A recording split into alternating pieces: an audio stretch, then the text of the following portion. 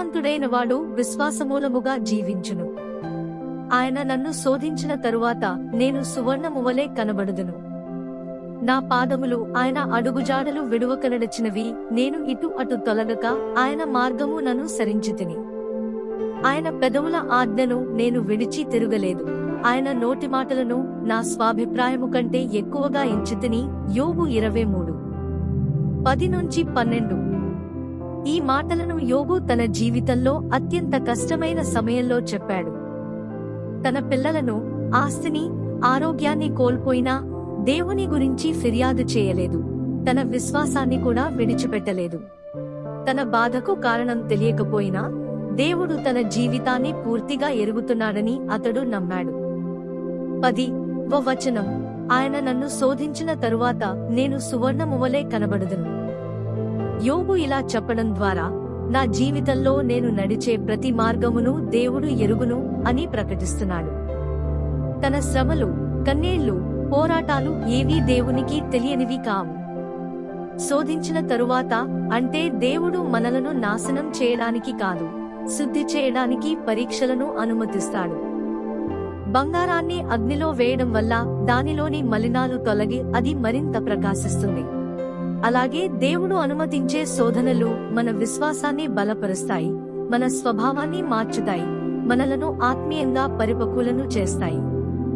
నేను సువర్ణమువలే కనబడుదును అంటే ఈ పరీక్షల అనంతరం నేను మరింత శుద్ధమైన విశ్వాసముతో, దేవునికి ఇష్టమైన జీవితముతో బయటకు వస్తానని యోబు విశ్వాసంతో ప్రకటిస్తున్నాడు.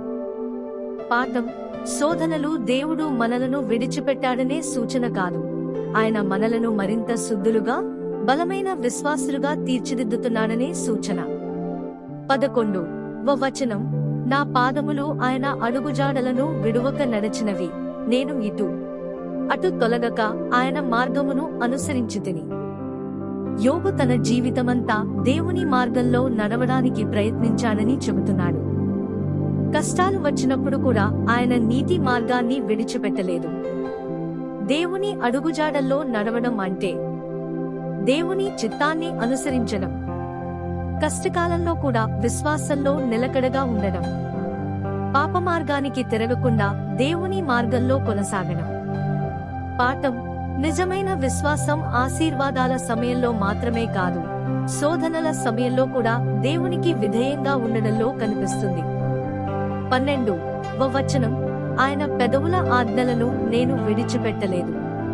ఆయన నోటి మాటలను నా దినాహారము కంటే ఎక్కువగా ఎంచుకొంటిని. యోబు దేవుని వాక్యాన్ని తన జీవితంలో అత్యంత విలువైనదిగా భావించాడు.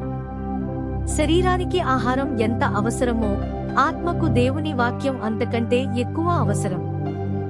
దేవుని వాక్యమే మనకు జ్ఞానాన్ని, బలాన్ని, నిరీక్షణను, సరైన మార్గాన్ని చూపుతుంది.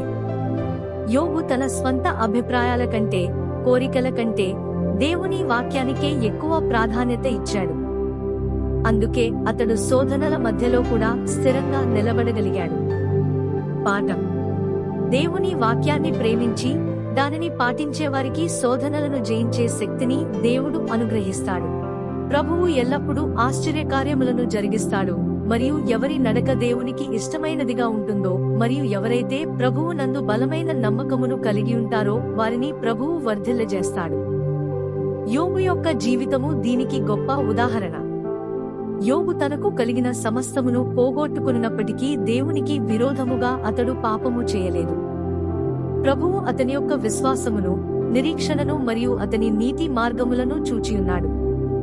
కాబట్టి ఆయన ప్రేమను అతనిపై కుమ్మరించాడు మరియు రెండంతలుగా అతనిని ఆశీర్వదించాడు. దేవునికి ఇష్టమైన జీవితమును మరియు విశ్వాసము కలిగిన, నీతియుక్తమైన అట్టి జీవితమును మనము కూడా కలిగి ఉండవలెను. నీ జీవితములో ఎటువంటి కష్ట పరిస్థితి ఉన్నప్పటికీ ప్రభువునందు నమ్మికయించుము. కేవలము ఆయన మాత్రమే నిన్ను విడిపించుటకు సమర్థుడు. కాబట్టి విశ్వాసము కలిగి నిబ్బరముగా ఉండుము మరియు ఆయన మార్గములలో ముందుకు సాగుము. అంతేకాకుండా దేవునికి ఇష్టమైన జీవితమును జీవించుము. అప్పుడు నిశ్చయముగా ఆయన నీకు ప్రతిఫలమిచ్చును మరియు ఆశీర్వదించును. దేవుడు తన బిడ్డలను ఆశీర్వదించుటకు మరియు ప్రతిఫలమిచ్చుటకు ఆయన నమ్మదగినవాడు. ప్రభువైన యేసుక్రీస్తు మిమ్మును దీవించునుగాక.